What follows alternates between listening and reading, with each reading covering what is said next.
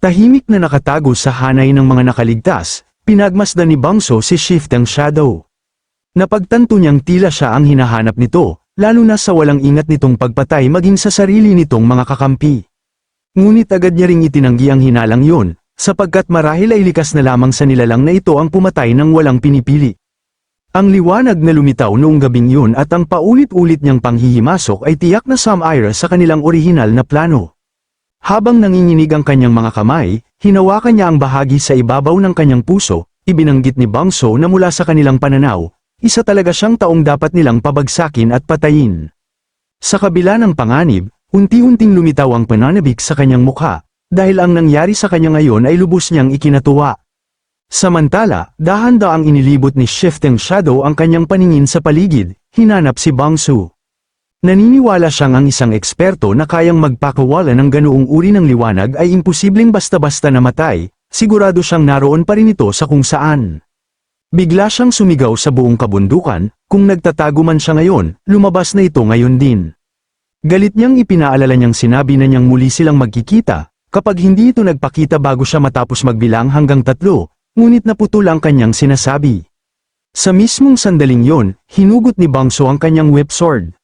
Sa isang napakabilis at eksaktong atake, agad niyang pinugutan ang ilang sundalo ni Shifting Shadow. Agad siyang napansin ni Shifting Shadow at nabalot ng baluktot ng ngiti ang kanyang mukha. Sa wakas, natagpuan na rin niya ito. Ngunit bago pa makapag-react ang sinuman, agad lumabas ang kanyang window system. Isang napakalaking bughaw na sinag ng liwanag ang biglang sumabog mula sa lupa, nasilaw ang lahat sa biglaang liwanag. Napapikit si Shifting Shadow at agad na tinakpan ang kanyang mga mata. Nang mawala ang liwanag, tuluyan ang naglaho si Bangso kasama ang mga bangkay na nilikha niya. Natulala si Shifting Shadow habang nakatitig sa bakanteng espasyo. Naalala niya ang maikling sandali bago tuluyang nawala ang liwanag, may nakita siyang aninong gumagalaw sa loob nito. Dahan-dahan niyang ibinaling ang kanyang tingin sa kalapit na bangin. Agad siyang tumakbo patungo sa gilid at sumilip pababa. Inisip niya na kahit si Tang Wu ay hindi makaliligtas sa ganoong kataas na pagbagsak ng walang pinsala. Inis na naisip niya kung nagpakamatay na ba ito. Samantala, sa hindi kalayuan, naghihintay lamang ang grupo ni Tang Wu sa maaaring mangyari. Bago pa niya tuluyang matapos ang kanyang iniisip, dahan-daang nagkamalay si Nam Ganghai. Samantala, napahawak naman sa kanyang ulo si Shifting Shadow at binanggit na may hindi siya magandang pakiramdam tungkol dito. Pagkatapos ay ngumiti siya at humarap kay Nam Ganghai, nakakalungkot man, ngunit mukhang siya na lamang ang kanyang kailangang paglibangan. Litong-lito pa sa nangyayari, dahan-daang tumayo si Nam Ganghai at hindi makapaniwalang tumingin sa kanya. Umiiyak niyang tinawag itong Young Master Do at nagtanong kung ano ang nangyayari at bakit niya ginagawa ang lahat ng ito. Samantala tahimik lang siyang pinagmasdan ni Shifting Shadow, at pagkatapos pinagsabihan niya ito na noon pa man ay napakabobo na nito upang hindi maintindihan ang sitwasyong nakapaligid sa kanya. Sa sandaling yun, agad na hamarang si Tang Wu sa harap ni Tang Hua at Nam Ganghai, inutusan niya silang umatras dahil paparating na ang mga kalaban. Casual namang hinarap ni Shifting Shadow ang kanyang mga sundalo at iniutos na patayin si Tang Wu. Ngunit bago pa niya matapos ang utos, isang malakas na tinig ang biglang umalingaw-ngaw mula sa likuran ng hukbo. May sumigaw na maghintay muna, isang lalaki ang nagtulak sa hanay ng mga sundalo habang nagrereklamo na tumabi ang mga ito. Napatingin sa kanya ang mga sundalo nang makita siyang nagmamadaling tumungo sa kinaroroonan ni Shifting Shadow, habang papalapit, paulit-ulit niyang sinabihan ang mga sundalo na tumabi ito. Dumating pala si Silver Shadow, nakangisi niyang tinanong kung balak ba talaga nilang simulan ang handaan nang wala ang isang dakilang taong katulad niya. Agad na tumigas ang ekspresyon ni Tang Wu. Inisip niya na ang mga kalaban na nakaharap na nila ngayon ay pawang nasa antas na ng mga pick expert mula sa mga dakilang angkan, ngayon ay may isa na namang halimaw na kasing lakas nila ang dumating. Ngunit maya-maya may napansin siyang mas nakakatakot. May dala si Silver Shadow na pugot na ulo habang nakangisi at sinabi pa niya na dumating siya rito na may dalang regalo. Walang pag-aalinlangang inihagis niya yun patungo kay Tang Wu habang gamulong ang pugot na ulo sa lupa. Blankong napatitig si Nam Ganghai rito bago tuluyang nanigas sa matinding takot. Dramatikong ibinuka ni Silver Shadow ang kanyang mga braso at buong pagmamalaking ipinakita ang kanyang regalo. Ipinahayag niya sa lahat na ang bagong pugot na ulo ang pinuno ng Namgang clan. Sa sandaling yon, natigilan ang lahat sa matinding takot at pagkabahala. Marahas na nang inig si Namgang Hai bago mabilis na tumakbo patungo sa ulong nakahandusay sa lupa, agad siyang hinabol ni Tangwa upang pigilan siya. Nanginginig ang kanyang mga kamay habang dahan-dahan niyang binuhat ang pugot na ulo ng kanyang lolo, hindi siya makapagsalita ng maayos dahil sa matinding pagkabigla.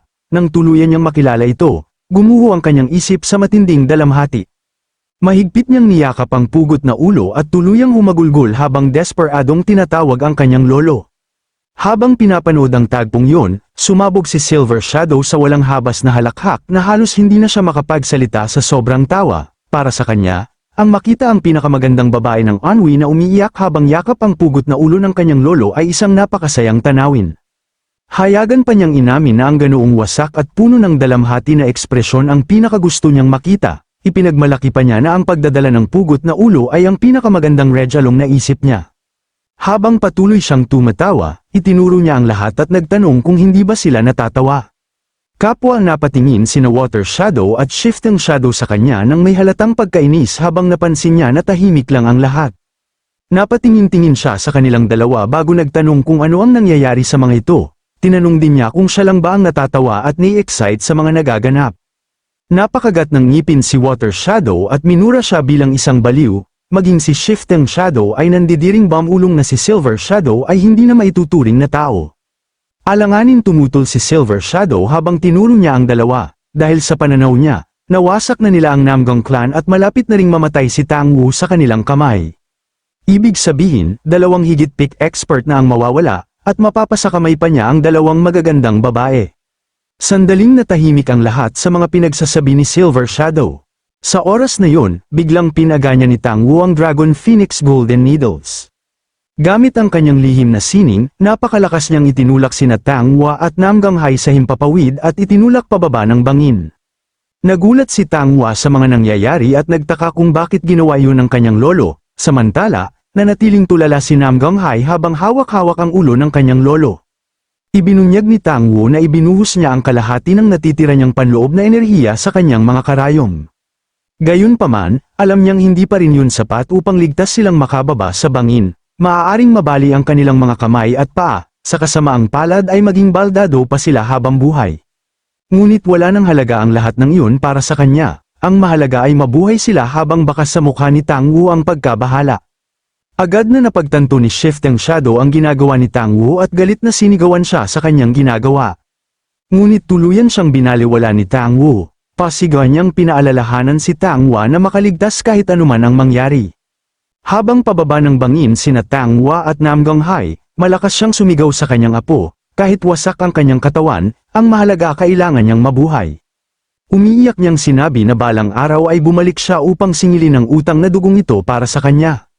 Habang hinihila pababa ng kapangyarihan ng mga karayom, desperadong sumisigaw si Tang Wu at tinatawag ang kanyang lolo. Tuluyang nagalit si Silver Shadow, nagngit-ngit siya sa galit dahil inagaw ni Tang Wu ang dalawang babaeng itinuring niyang asawa, agad niyang hinugot ang kanyang espada at sumugod kay Tang Wu. Ngunit bago pa siya makalapit, isang napakalakas na pagsabog ng panloob na enerhiya ang pinakawalan ni Tang Wu, nagulat si Silver Shadow nang maramdaman niya ito. At ang nakagigimbal na aura ay sumabog sa buong paligid at marahas na itinapon si Silver Shadow sa ere. Nanlaki ang kanyang mata sa gulat sa napakalakas na puwersa na nagmumula sa katawan ni Tang Wu, habang napakalawak na panloob na enerhiya ang sumiklab mula sa soul-chasing poison hand. Mag-isang nakatayo si Tang Wu sa harap ng hukbo ng Heavenly Demon Castle habang hinamon niya itong lumapit sa kanya. Kalmado niyang sinabi na ang tanging natitira na lamang sa kanya ay ang hungkag na titulong isa sa 10 dakila, at mula sa sandaling yun, siya mismo ang aani ng kanilang mga espiritual na asensya. Samantala sa gilid ng bangin, kasama ang mga bangkay na itinago sa kanyang inventaryo, patuloy na mabilis na bumababa si Bangso sa napakalalim na bangin. Ibinaon niya ng malalim ang kanyang espada sa gilid ng bangin at ginamit iyon upang pabagalin ang kanyang pagbagsak habang dumudulas pababa. Habang bumabagsak, mabilis niyang kinuwenta ang distansya, tinatayang 500 metro na ang kanyang nalalampasan, ngunit mahigit 1,000 metro pa ang natitira. Inisip niya ang pagbaba sa ganitong bangin ay halos katumbas ng pagpapakamatay. Gayunpaman, matapos ang paulit-ulit na pag-level up, mas malakas na ang kanyang katawan kaysa dati. Kung gagamitin niya ang mga bangkay sa kanyang inventaryo bilang pansamantalang tuntungan at panangga upang mabawasan ang bagsak, may posibilidad pa siyang mabuhay. Biglang tumama ang kanyang espada sa isang napakalaking batong nakausli sa gilid ng bangin. Dahil sa lakas ng impact, nawalan siya ng balanse. Nabitawan niya ang kanyang espada at tuluyang nahulog ito. Ngunit sa halip na mataranta, mabilis niyang binuksan ang kanyang inventaryo. Biglang bumukas ito sa himpapawid, maraming espada at bangkay ang sabay-sabay na lumabas at nagkalat sa paligid niya. Ginamit niya ang mga lumulutang na bangkay bilang tuntungan. Mabilis siyang tumalon mula sa isang bangkay patungo sa isa pa hanggang sa muli niyang nasalo ang kanyang espada. Pagkakuha rito, muli niya itong ibinaon sa pader ng bangin, sa tulong ng isa pang bangkay bilang suporta, muli niyang naibalik ang kanyang balanse at ipinagpatuloy ang pagbaba. Habang dumudulas pababa, pinaalalahanan niya ang kanyang sarili, sa huli, lahat ng nasa itaas ay babagsak din sa ilalim ng bangin maging si Tang Wu, kahit anuman ang mangyari, kailangan lamang niyang gawin ngayon ay mabuhay sa pagbagsak nito. Pagkatapos noon, saka siya hahanap ng pagkakataon. Samantala sa hindi kalayuan, sa tuktok ng bangin ay makikita ang isang liwanag, sumabog ang napakalawak na makamandag na aura mula sa katawan ni Tang Wu. Nang makita yon, labis na nabahala si Shifting Shadow, napagtanto niyang hindi magamit ni Tang Wu ang buong kapangyarihan ng kanyang lason kanina dahil pinuprotektahan pa nito ang iba. Ngunit ngayong naipadala na niya sina Tang Wu at Namgang Hai pababa ng bangin, wala nang pumipigil sa kanya. Para kay Shifting Shadow, ang katotohanang isinugol ni Tang Wu maging ang buhay ng sarili niyang apo ay isang malinaw na patunay, tuluyan na niyang naituon ang kanyang tingin sa laban. Sa pagkabahala, agad niyang iniutos sa lahat ng sundalo na umatake. Matapos ang bahagyang pag-aalinlangan, sabay-sabay na sumugod ang hukbo ng mga kalaban habang sumisigaw na kailangan nilang mapatay si Tang Wu. Kasabay nito, pinaslang ang natitira pang mga nakaligtas habang patuloy na sumusulong ang hukbo. Kapwa nila pinag-aagawan ang pagkakataong sila ang makapatay sa Soul Chasing Poison Hand. Ngunit hindi man lang gumalaw si Tang Wu, tahimik lamang siyang tumayo bago pinaga niya ang isa sa kanyang mga poison art. Ginamit niya ang kanyang kakayahan na Soul Dementing Ghost Poison Hand, isang napakalawak na alon ng makapal na makamandag na aura ang sumabog mula sa kanyang katawan, direkta itong bumangga sa sumusugod na hukbo.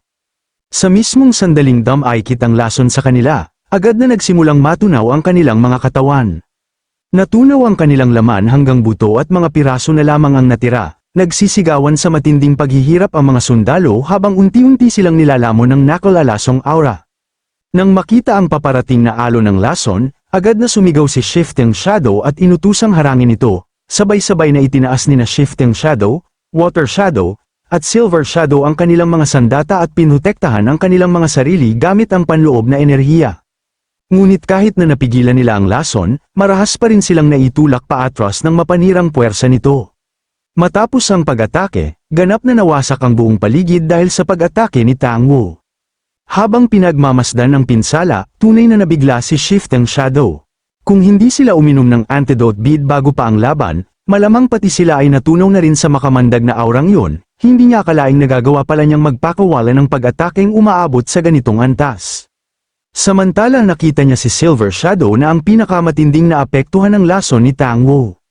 Matindi siyang umubo habang napangiwi siya sa matinding sakit dahil mabilis na kumalat ang lason sa kanyang katawan, halos hindi na siya makahinga.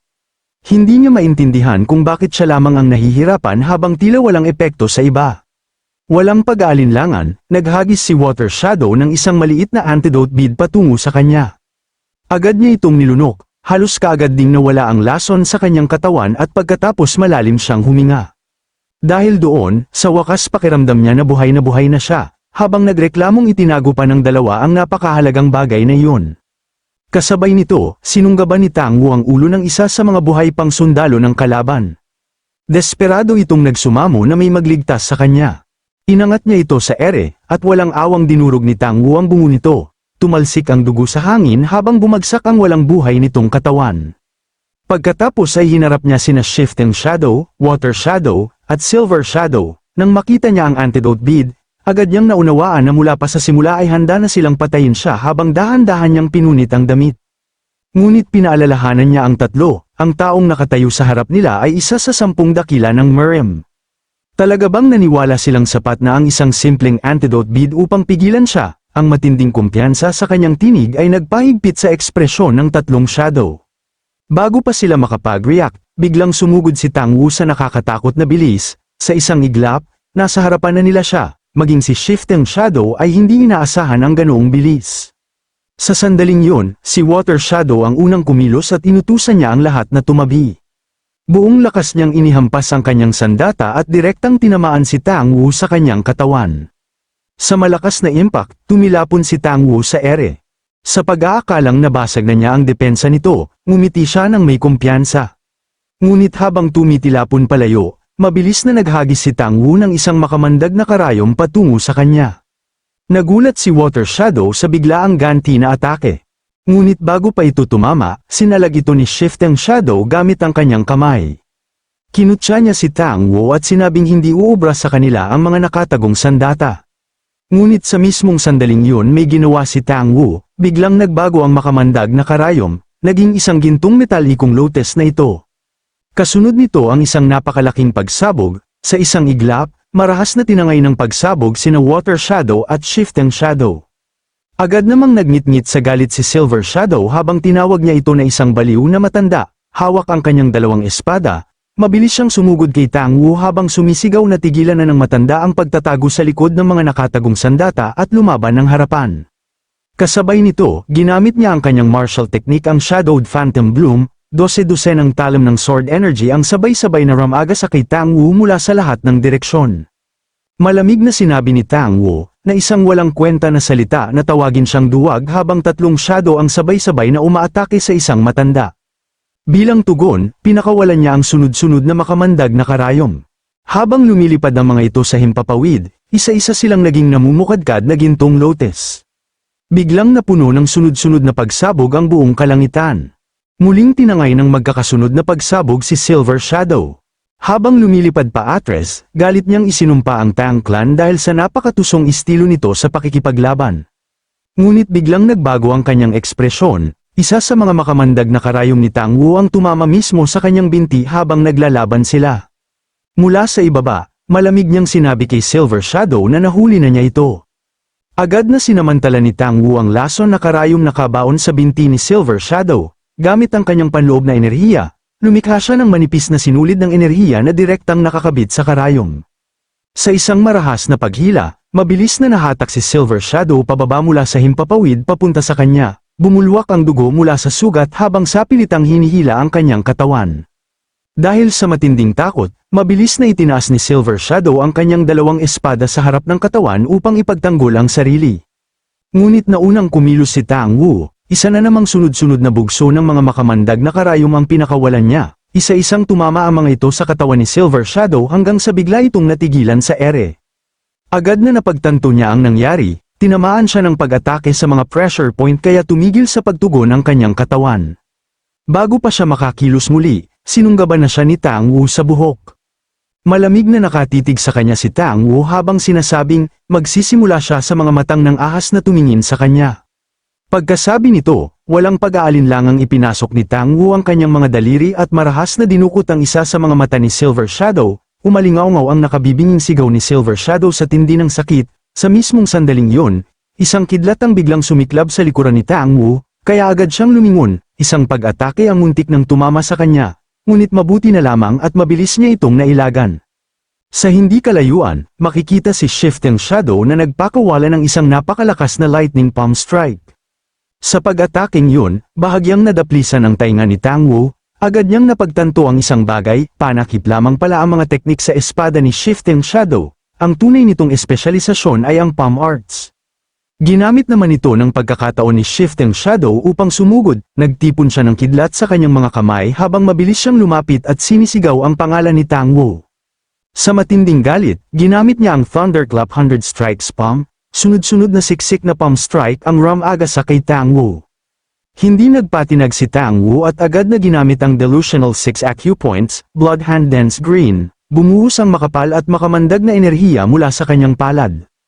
Nagbanggaan ang dalawang pag-atake, isang napakalakas na pagsabog ang yumanig sa buong larangan at nagdulot ito ng isang malakas na alon na enerhiya sa paligid. Ngunit sa pagkakataong ito, napaurong si Tang Wu. Nagbago ang kanyang ekspresyon, dahil hindi niya inasahan na maitulak siya pabalik, malapit nang maubos ang kanyang panloob na enerhiya. Napansin yun kaagad ni Shifting Shadow, sa isang baluktot ng ngiti, sinabi niyang sa wakas ay umabot na sa hangganan ang panloob na enerhiya ni Tang Wu. Sa di kalayuan, nanatiling nakaluhod si Silver Shadow habang patuloy na dumadaloy ang lason sa kanyang katawan. Nakasandal siya sa isang espada habang mahina niyang ibinulong na halos wala na siyang makita. Ang kanyang pinakamamahal na mga mata na ginagamit niya upang humanga sa magagandang babae ay nasira na. Mula sa malayo, itinaas ni Silver Shadow ang kanyang sandata at sumigaw kay Tang Wu habang minura niya ito sa matinding galit. Sa natitira niyang lakas, ibinato niya ang kanyang espada habang sumisigaw na kung mamamatay siya, isasama niya si Tang Wu. Humagibis ang espada sa gitna ng labanan, maging si Shifting Shadow ay nagulat, sinubukan ni Tang Wu na umiwas, ngunit tumama pa rin ang espada sa kanya. Hindi na pinalampas ni Shifting Shadow ang pagkakataon, agad niyang isinara ang distansya at isang napakalakas na palm strike ang tumama mismo sa tiyan ni Tang Wu, dahil dito napaubo siya ng dugo. Sa malakas na impact ay tuluyang tumilapon si Tang Wu paatras. Sinubukan niyang mabawi ang balanse, ngunit patuloy siyang kinaladkad ng puwersa sa lupa hanggang sa direkta siyang mapunta kay Water Shadow. Kanina pa siya naghihintay roon habang nakataas na ang kanyang sandata. Sa mismong sandaling umabot si Tang Wu, agad siyang umatake, direktang tumama ang hampas sa kanyang katawan. Muli siyang tumilapon at marahas na bumangga sa mga puno sa likuran, sumabog ang makapal na alikabok na bumalot sa buong larangan. Tahimik na minasdan ni Shifting Shadow at Water Shadow ang ulap ng alikabok. Samantala, nanatili si Silver Shadow sa lupa habang hawak ang kanyang nawasak na mata at nanginginig sa matinding galit. Isinumpa niya si Tang Wu bago dahan-daang binunot ang kanyang natitirang espada, punong-puno ng puot ang kanyang mukha habang sinasabing siya mismo ang puputol sa kanyang lalamunan. Ngunit pinigilan siya ni Shifting Shadow at sinabing maghintay muna. Sa sandaling yun, muling nakapagpatatag si Tang Wu, halos mapunit na ang isa niyang braso dahil sa naunang pag-atake ni Water Shadow, gayunpaman, muli pa rin siyang naglakad patungo sa kanilang tatlo. Nabigla sila nang makitang patuloy pa rin siyang sumusulong sa kabila ng kanyang kalagayan, sa isip nila, isa talagang baliw na matanda si Tang Wu. Sa sandaling yun, agad na kumilos ang tatlo, sabay-sabay silang mabilis na sumugod at umatake kay Tang Wu, ngunit agad niya silang sinalubong. Habang papalapit ang tatlo, muli siyang nagpakawala ng sunod-sunod na makamandag na karayom. Ngunit sa halip na direktang puntiryahin ang mga kalaban, bumaon ang mga ito sa lupa bago sabay-sabay na sumabog pa itaas. Doon lamang napagtanto ni Shifting Shadow na matagal nang nagbaon si Tang Wu ng mga nakatagong sandata sa ilalim ng kanilang mga paa. Dahil sa pagsabog, napaurong sina Shifting Shadow at Silver Shadow. Ngunit si Water Shadow ay nakalusot sa pag-atake at mabilis na sumugod.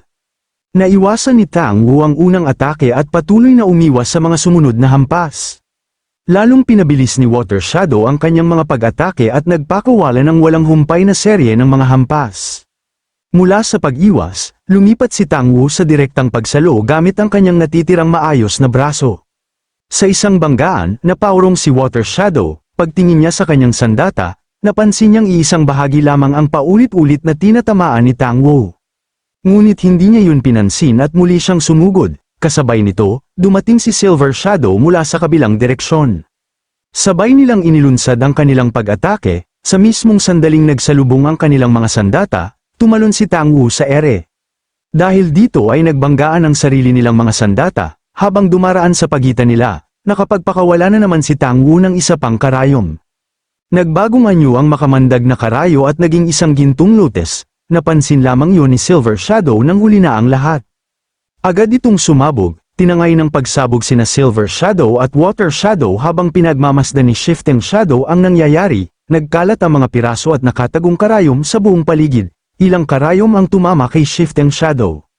Nang makita yun ni Tang Wu, agad niya itong sinamantala bilang pagkakataon, naisip niyang sa pagkakataong ito, tiyak na mapapatay na niya si Shifting Shadow. Kaya hindi na niya ito binigyan ng anumang pagkakataon, agad siyang nagpakawala ng napakalakas na panloob na enerhiya upang tuluyan ng tapusin si Du Heookei. Ngunit bago pa siya tuluyang makakilos, ikinagulat niya ang biglang nangyari. Mula sa usok, biglang hinawakan ni Water Shadow ang halos mapunit na niyang braso. Sa kanyang baluktot ng ngiti, malamig niyang tinanong kung saan ito pupunta dahil hindi pa sila tapos sa laban. Pagkatapos ay ibinukan niya ang kanyang bibig, inilantad ang matatalim nitong mga pangil, at walang pag-aatubiling kinagat ang sugatang braso ni Tang Wu. Dahil dito, napasigaw si Tang Wu sa matinding sakit. Samantala, unti-unti nang nakakabawi si Shifting Shadow, Napamura siya sa matinding inis nang mapagtantong patuloy pa ring gumagamit si Tang Wu ng mga nakatagong sandata. Napatingin si Tang Wu kay Shifting Shadow na may nag-aalab na galit, agad niyang naunawaan na malapit nang mawala ang bisa ng lason, ibig sabihin, ito na ang kanyang huling pagkakataon upang patayin ito. Nagpasya siya, sa halip na umatras, tuluyan niyang isinuko ang kanyang sugatang braso. Kinagat niya ang sarili niyang ngipin at buong lakas na pinunit ang kanyang sariling braso mula sa pagkakahawak ni Water Shadow, hindi niya pinansin ang matinding sakit. Mabilis niyang isinara ang distansya at gamit ang natitira niyang braso ay malakas na sinuntok si Shifting Shadow sa tiyan. Dahil dito, tumilapon si Shifting Shadow sa matinding impact, na natiling nakatayo si Tang Wu sa kabila ng matitinding pinsala, lumingon siya kina Water Shadow at Silver Shadow, buong kumpiyansa niyang sinabi na dalawa na lamang ang natitira sa kanyang mga kalaban habang kagat pa rin ni Water Shadow ang kamay ni Tang Wu.